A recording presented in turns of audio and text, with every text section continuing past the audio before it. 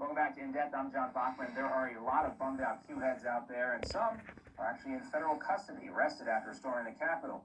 Joe Biden is president. Donald Trump is not. There was never a coup. Nancy Pelosi is the Speaker of the House, not an inmate at Gitmo. And that elite cabal of sex trafficking, Satan-worshipping globalist is still controlling our media and our government. They're writing this for me right now as we speak. Of course, I'm joking.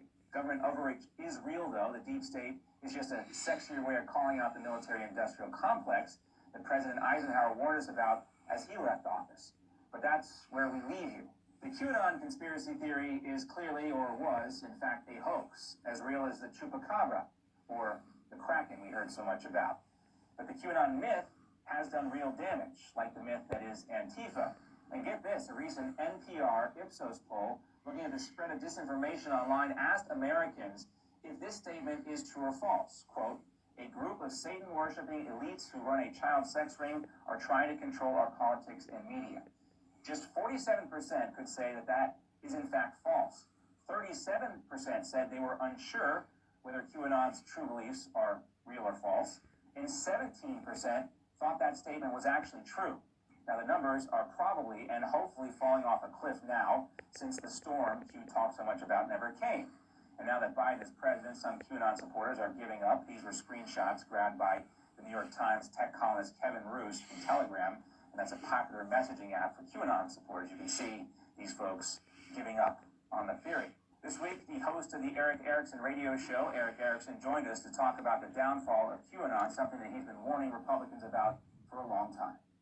I hope there's a recognition that they were played. I really feel bad for some people, a couple of whom are friends of mine who really believed that there was this global conspiracy. Donald Trump was anointed by God to come in and take over and clean it up, and that he was going to win a second term. And I saw pastors even on the 19th of January saying, no, a miracle would come tomorrow. Trump would still be president. My sister lives in Tennessee. Her next door neighbor went around the neighborhood warning people to fill up their bathtubs with water and remove money from bank accounts because the President Trump and the military were going to round everyone up and shut down the banking system. And these people got played. It's sad how many of them believed it, and hopefully there'll be a recognition from them that maybe don't believe everything you read on the internet.